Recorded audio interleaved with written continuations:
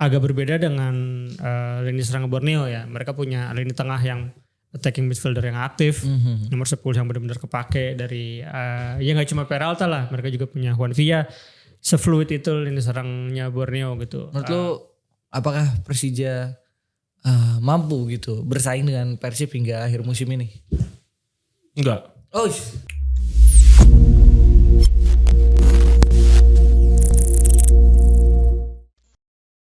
kembali lagi di Ruang Pandit sama gue Yazid. Gue Abdillah. Irawan. Dan setelah kemarin kita bahas tim apa ya, Jogja ya, dari Jogja ya, tim Jawa, Jogja. Kapan? Iya, minggu kemarin kan kita bahas PSIM kan, Jogja kan. 2 minggu lalu kali. Iya, emang minggu lalu kita bahas apa ya? Kemarin kita bahas Serie A sama Oh iya, Komo. Serie A, Kan iya. lu fans Komodo TK. Oh iya, aduh lupa. Minggu kemarin kita bahas Komo maksudnya, tim kebanggaan gua. Yang lagi nih Komo nih. Iya, menang lagi kok, menang lagi. Udah biasa lah bagi gue, udah biasa. Merayakan kemenangan tuh udah hal biasa sekarang. Takutnya kalau Inter doang lah maksudnya sekarang. Sisanya udah ya aman lah. Abis ini nih kan Indonesia udah. Iya. Senang Inter nih. Iya, itu baru tuh agak-agak tegang-tegang lah. Senegalia. Iya, lumayan lah. Senegalia Jarum. Tapi 2 minggu lalu kita bahas PSIM dan minggu kemarin kita bahas kalau Super League-nya tuh kita bahas konflik-konflik ya, polemik ya, polemik dan sekarang kita bahas lagi salah satu tim yang ternyata di bulan Ramadan nih lumayan impresif gitu performanya. Bukan Persib, karena Persib selalu kita bahas pas ACL kemarin kita bahas. Persib kalau menang terus udah gak usah dibahas lah ya. Iya, udah terlalu jago lah, king lah itu, udah kita sematkan king lah. Tapi kita bahas salah satu rivalnya di klasemen musim ini yaitu Persija Jakarta yang ternyata masih cukup stabil ya untuk menjaga jarak dengan Persib gitu. Karena sebenarnya musim lalu di Desember Persija sebenarnya bisa menjaga jarak gitu sama peringkat pertama. Tapi di bulan Januari, Februari, Maret udah makin turun. Udah aneh tuh mainnya tuh. Iya udah aneh tuh. Udah aneh yang sebenarnya kita tahu sendiri masalahnya apa gitu. Tapi musim ini ternyata Persija cukup stabil performanya dan besok banget yang kita take hari ini hari Senin. Besok banget bakal lawan Borneo. Menurut lu gimana di peluangnya lawan Borneo? Sebenarnya peluang dari Persija sendiri kan kalau kita lihat sepanjang Ramadan ini cukup bagus ya. Aladin di 2 pertandingan Ramadan ini golin terus. Positif lah sinyalnya setelah kekalahan mengejutkan dari Arema di GBK gitu. Kalau misalkan kita ngelihat besok mainnya di JIS, sejauh ini sih di JIS memang belum pernah kalah ya. Cuman 2 kali imbang, sisanya menang.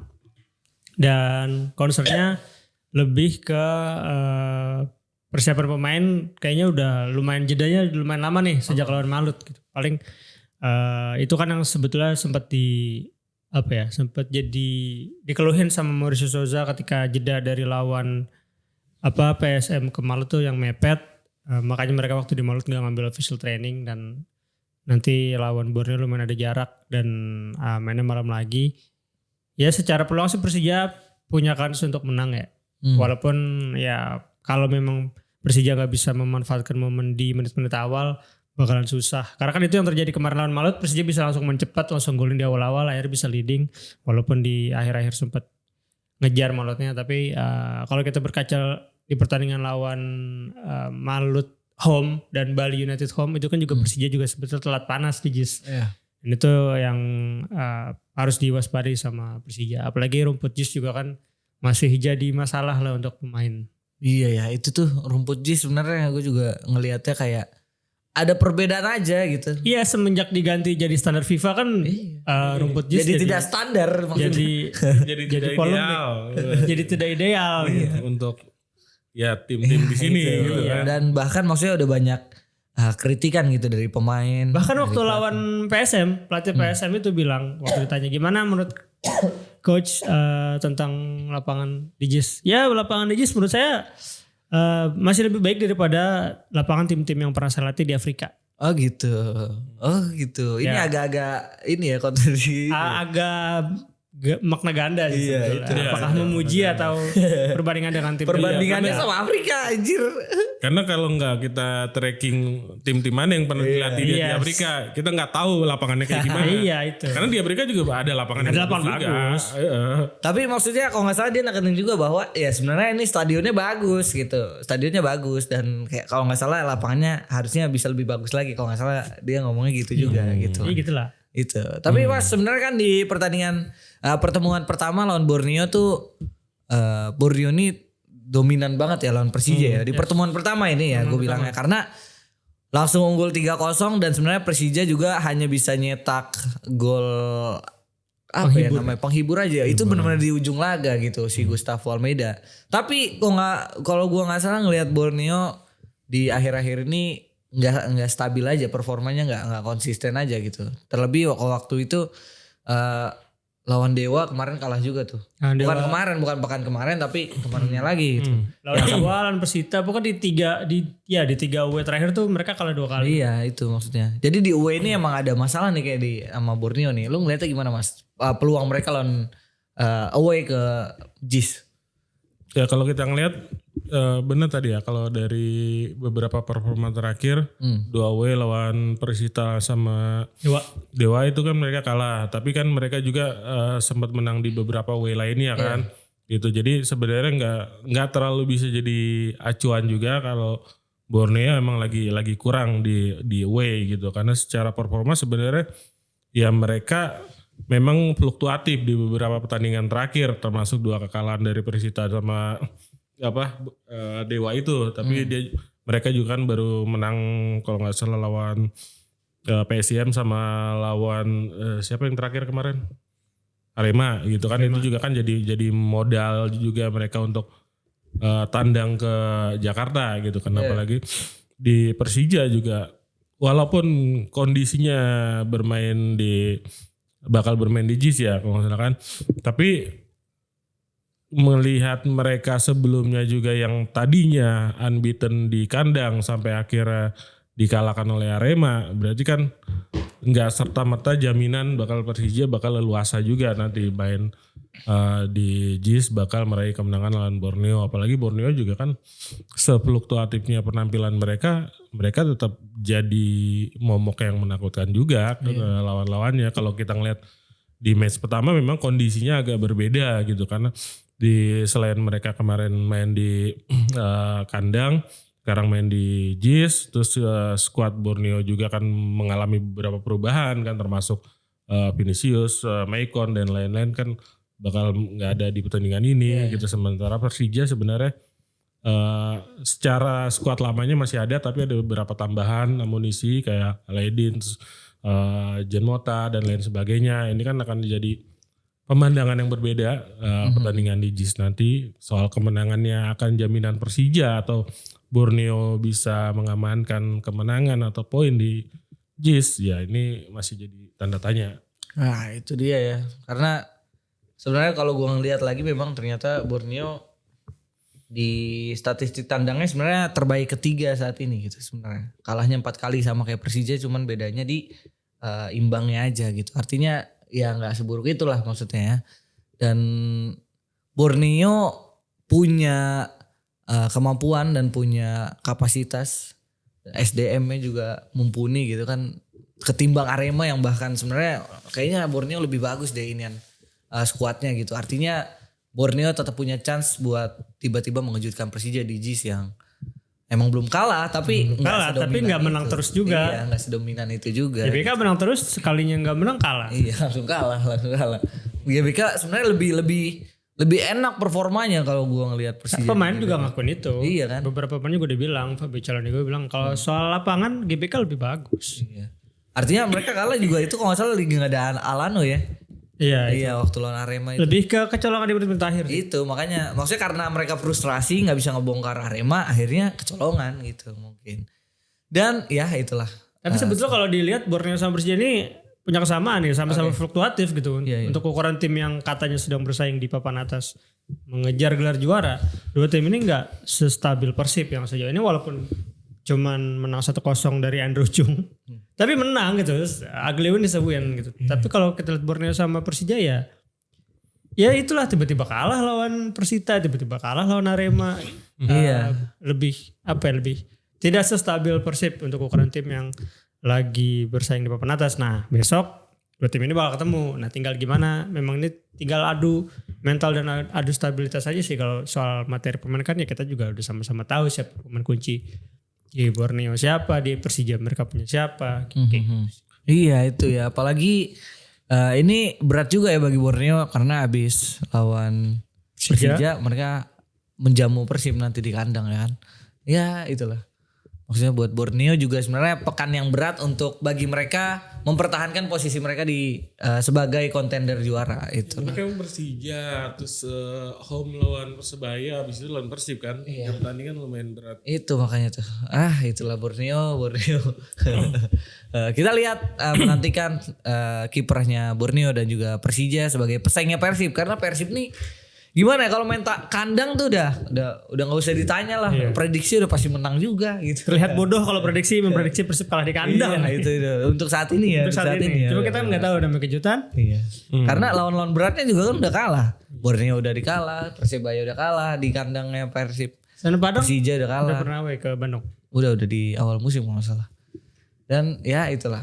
Tapi memang kalau ngomongin Persija di bulan Ramadan ini ada sebuah hal yang ini ya. Salah satu tim yang masih menang dua pertandingan ya di bulan Ramadan ya. Dua-duanya menang. Lu ngeliatnya sejauh ini apakah ada perbedaan gitu memang di bulan Ramadan ini, apakah memang berkah buat Persija apa gimana lu ngeliat tadi? Kalau faktor non teknis kita nggak tahu ya apa sudah dimainkan atau belum.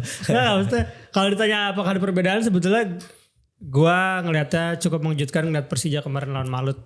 Dikira bisa take over permainan dari menit awal, bisa leading 2 gol bahkan 3-0 kalau itu Barau nggak dianulir. Kalau ditanya apakah ada perbedaan, sebetulnya nggak ada perbedaan yang mencolok ya dari permainan Persija sejauh ini gitu. Mereka masih ngandelin Maxwell, masih ngandelin Alano, masih ngandelin lebar lapangan untuk mulai serang. Dan itu yang agak berbeda dengan lini serang Borneo ya. Mereka punya lini tengah yang attacking midfielder yang aktif, nomor 10 yang benar-benar kepake dari ya nggak cuma Peralta lah, mereka juga punya Juan Villa. Sefluid itu lini serangnya Borneo gitu. Jadi kalau ditanya Persija sepanjang Ramadan memang masih menang terus, dan satu hal yang memang perlu di highlight, Aladin Najera akhirnya rutin mencetak gol sepanjang Ramadan. Kalau ditanya waktu habis lawan PSM, ya dia bilang alhamdulillah Ramadan memberi saya energi lebih. Ya itu jawaban normatif pemain lagi Ramadan lah ya. Menu buka puasanya cocok. Menu buka puasa cocok. Belum nanya sih menu buka puasa dia apa. Itu Cuma boleh. setidaknya dia bilang ya ini bukan pertama kalinya gue puasa terus main bola, udah biasa lah. Tapi ya namanya Ramadan memberi gue energi lebih dan segala macam. Gue nggak tahu itu apakah ada hubungannya dengan akhirnya dia bisa mencetak gol terus atau memang lagi rezekinya aja.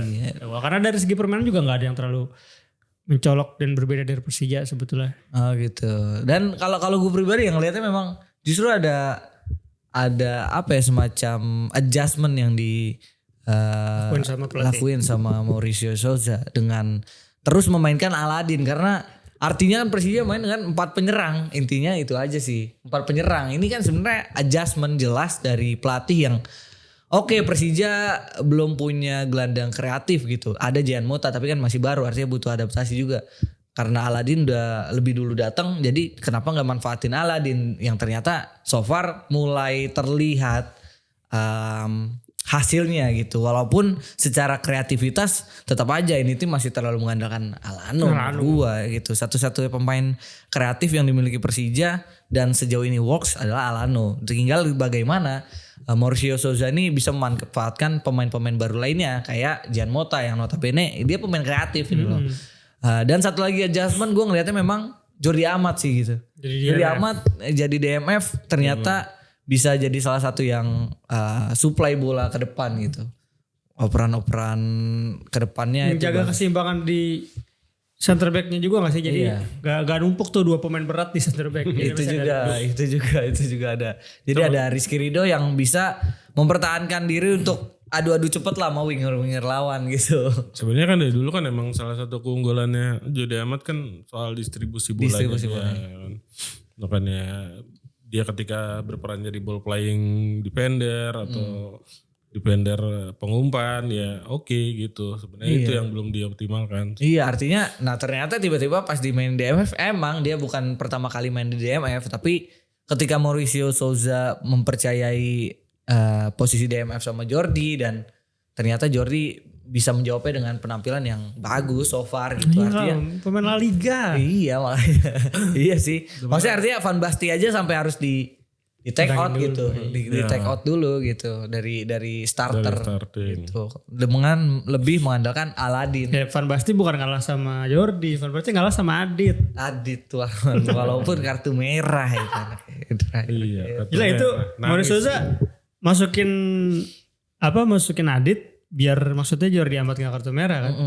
Malah kartu merah. Ya itulah sepak bola. Tapi Mas, lu ngeliatnya Persija ini kan banyak pemain baru tadi lu ngomong kan. Sejauh ini gimana kiprah pemain-pemain baru mereka? Belum ada yang istimewa sebenarnya kalau kalau gue ngeliat ya, terutama ya katakanlah sorotan kedua si Aladin sama Jan Mota dulu itu dua kan itu. Kalau Shen sama Moro Zylstra ya itulah ya. Moro udah lah, Shen lumayan nih, Shen lumayan sorotannya. Iya. Kalau Moro udah lah. Iya, kalau Jan Mota kan sebenarnya ekspektasinya lumayan tinggi ya, karena wah apalagi embel pernah main sama Messi lah bla bla bla gitu kan. Tapi kesempatan untuk dia belum terlalu dikasih gitu. Jadi impactnya juga belum kelihatan. Jan Mota memberi kontribusi ketika dia main beberapa kali juga memang belum kelihatan dampak ajaib dari Jan Mota gitu. Kalau Aladin sebenarnya ini pemain ya fighter, pekerja keras yang mesti itu etos kerjanya tinggi walaupun secara impact 2 gol tapi sebenarnya ketajaman dia belum seimpresif itu kalau kita lihat gitu. Tapi ternyata dia berfungsi gitu, apalagi di 2 pertandingan atau pertandingan terakhir lah dia main full kalau nggak salah ya. Ketika yang lain ditarik dia tetap main full, berarti kan kepercayaan kepada dia dikasih penuh. Entah gimana nantinya dia akan makin impresif mungkin. Kalau kita bicara Sen sama Morozil, Sen beberapa kali dapat kesempatan. Performanya sebenarnya oke, nggak jelek tapi lumayan oke. Berapa kali secara defensif maupun secara attackingnya oke. Gitu tinggal gimana Souza untuk ya rotasi lah sama Donitri. Jadi nggak melulu Donitri karena gue beberapa kali juga ngelihat Donitri ada momen-momen ketika dia stuck gitu kan. Stuck nggak bisa melakukan crossing. Ketika Donitri dibikin nggak bisa megang dengan kaki kiri ya. Pada akhirnya bola akan ke belakang lagi, bola akan ke belakang, ke samping, dia nggak akan bisa melakukan crossing. Mungkin dengan kehadiran Sen bisa kasih opsi yang berbeda gitu. Romo Zylstra ya mungkin tunggu musim depan nanti ada kesempatan buat dia. Kontraknya panjang. Iya, gitu. Itu ya. Gitu sih ya. Oke, satu lagi sebenarnya. Siapa? Satu lagi. Coba Siapa Paulo? Yang akan mau main Fajar Faturrahman. Ini aja mantan. Fajar Faturrahman. Itu gimana ngeliatnya ini mau lawan mantan nih. Fajar Faturrahman sebetulnya datang juga dengan ekspektasi yang cukup tinggi ya dengan posisi Rio Fahmi, terutama dengan crossingnya. Tapi sejauh kita lihat di Persija justru yang diharapin dari Fajar ini gak keluar nih. Kayak ada sesuatu yang ketahan dari Fajar. Gue nggak. Ya belum ada di level yang diharapkan sejujurnya. Fajar tampil belum ada di level yang diharapkan orang-orang ketika datang dari Borneo gitu. Dan apalagi nanti lawan Borneo notabene mantan klub sendiri udah pasti Lafundes udah nandain duluan lah. Maksudnya udah mewanti-wanti. Oke ini ada Fajar, kita tahu cara mainnya gimana, kita tahu gimana cara matiin dia. Ya itu yang harus jadi PR untuk Fajarnya, gimana caranya untuk terus ningkatin performanya supaya bisa ada di level yang dia tunjukin di Borneo waktu itu. Gitu. Soalnya dia lagi kalah saing juga kan, maksudnya Bruno Tubarao akhirnya ini lagi punya kontribusi tinggi lah, bagus gitu kontribusinya. Artinya memang Fajar ini harus kerja ekstra keras gitu biar sebenarnya susunan pemain belakang Persija tuh pemain timnas beda generasi semua tuh. Iya kan, jadi pemain Indonesia semua tuh backnya tuh. Siapa? Kan Rido Jordi, maksudnya Jordi, Rido, Doni sama Fajar gitu. Cuman kan saat ini kayaknya belum bisa deh. Jordi sama Rido di timnas bukan seangkatan. Ya, Jody sama Ridho. Tapi maksudnya beda generasi harusnya. Nah, beda generasi main. Generasi timnas mah seangkatan Iya, dong kalau harusnya. generasi timnas angkatan. Udah potong generasi. Iya, kalau generasi timnas angkatan karena Jordi kan baru naturalisasi gitu. Itu sudah. Itu sih karena kalau dibanding sama Tubarao ya secara individu mungkin background Tubarao dengan Brazilnya dia ya mungkin secara individu Tubarao lebih ada di atasnya Fajar ya. Cuman di konteks sepak bola Indonesia yang gak cuman faktor teknis, faktor non teknis juga perlu ya. Disinilah sebetulnya Fajar bisa ngambil peran, ngambil secara mental mungkin dia lebih terbiasa ngadepin provokasi dari pemain lokal gitu. Oke, iya.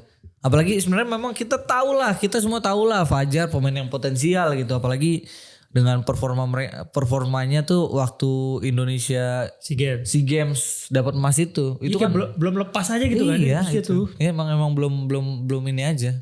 Jadi ya rasanya ini emang sosok yang tepat tuh Fajar sih buat gantiin Ismet Sofyan. Emang berat banget tuh di kanan di Persija tuh ya. Jatuhnya kayak maksudnya dia di Persib juga belum menemukan sosok-sosok mungkin yang selanjutnya. Tapi Persib mah udah menemukan ya Beckham gitu. Sosok selanjutnya dari Atep gitu maksudnya.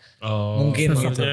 Sosok icon yang home ground juga sih. Iya bukan home ground tapi icon tim. Gitu, icon tim gitu. Nah Persija kan maksudnya icon kayaknya Ismet gitu di kanan. Tapi kalau mungkin susah gitu di kanan, Donitri mungkin di kiri harapan. Cah Boyolali. Iya itu kayaknya.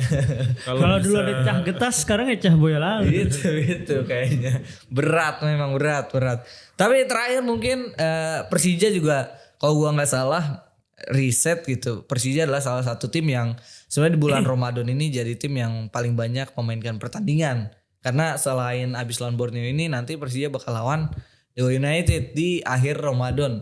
Kayaknya H-4 mau lebaran tuh. Itu 15 ya? Iya 15 Maret. Dan sebenarnya itu hanya 2 tim kalau gua nggak salah ingat. Itu 2 tim yang main di tanggal 15 itu. Karena sisanya bakal main di pekan yang baru nanti gitu. Iya abis lebaran. Itu Persib lawan Borneo lawan Persib sama Persija lawan Dewa itu doang gitu. Nah menurut lu lawan Dewa nanti bakal kayak gimana?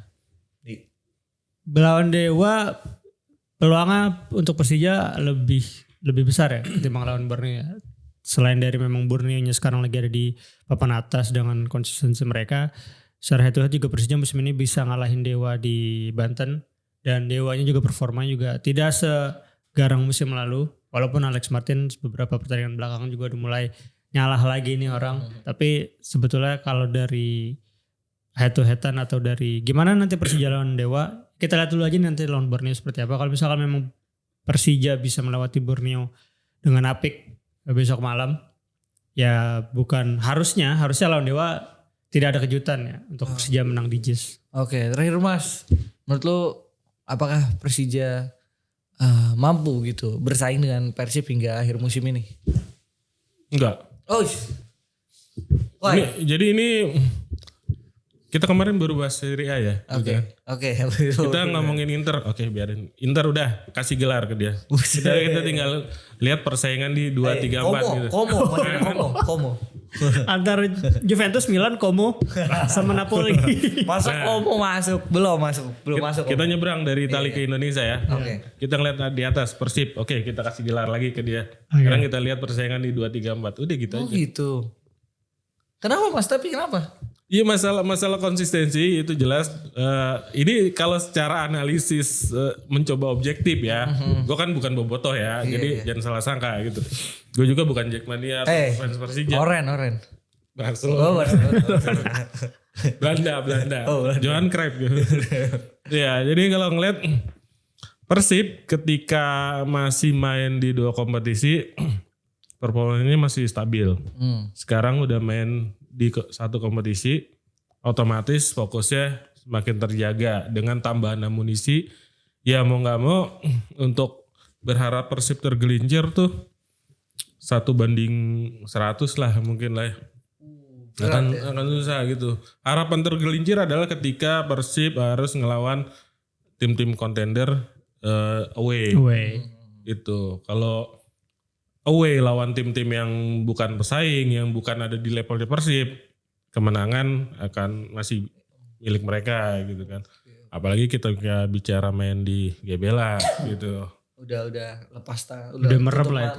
Merem udah menang lah itu. Udah kalau ibarat kalau lo masang di taruhan udah tutup mata gitu masang. Pokoknya ada Andrew Jung di menit 65 udahlah. Ya. udah ini udah mepet udah buntu Andrew Jung masuk sundul masuk Iya, boleh udah. tuh orang tuh. Andrew Jung aja udah kuncinya. Ya. Kunci tuh Andrew. Jadi kondisinya gitu. Pokoknya Persija sama Borneo ya udah cobalah persaingan di 2 teratas lah untuk ke Asia. Gitu. Challenge League lah ya. Berarti trifit nih ya. Repeat Oke. kecuali tiba-tiba Bojon Hodok resign. Oh, masa iya tinggal 11 pertandingan lagi udah Bisa karena masalah keluarga. masalah keluarga. Iya. Janggal. Gak ada yang tahu. Tapi Iya kalau masalah janggal. keluarga. Itu. Iya ya, aduh berarti Persib pasti itu. Itu jatuh hot text gak sih? Enggak ya? Udah enggak ya. Sebenarnya Persib masih ini ya kandidat utama ya, unggulan utama buat juara sebenarnya. Lah ya masih akan di puncak dia. Iya. Udah di puncak dengan kondisi masih punya utang 2 match. Borneo masih away Borneo nanti, masih Borneo away Borneo, masih away JIS. Jadi Dan maksudnya Persebaya nih. Wedges. Belum pasti ya. Sulit untuk manajes. Oh gitu. Gak mungkin dikasih manajes. Berat ya. Main di mana kira-kira? Masa Cikarang. Patriot? Cikarang. Wibawa Mukti. Udah Kali gak pernah GBK. dipakai main tuh. GBK udah. paling lah. Oh gitu. Oke. GBK. Ini orang dalam nih kayaknya nih. Orang dalam. Masa tahu ya kan? Kenal sama panitia. Lah sekarang Tampilnya. kondisi di JIS. Persija lawan Malut aja. Ada satu supporter yang rela pulang sepatunya cuman sebelah. Iya, dan dia sampai lempar ke bawah. Itu Malut tuh. Ada orang rela pulang dengan sepatu sebelah. Gimana Persib? Iya, itu baru disambangi sama mantan pemain Persib. Iya, gimana Persibnya beneran? Oke. Berarti ya masih riskan lah ya. Iya, masih riskan. Masih riskan. Oke. Itulah soal Persija di sisa akhir musim ini dan soal peluang mereka lawan Borneo dan juga lawan Dewa. Menurut kalian Jackmania nih gimana prediksi kalian untuk Persija hingga akhir musim ini? Coba di kolom komentar ramaikan. Oke, sampai jumpa di episode berikutnya.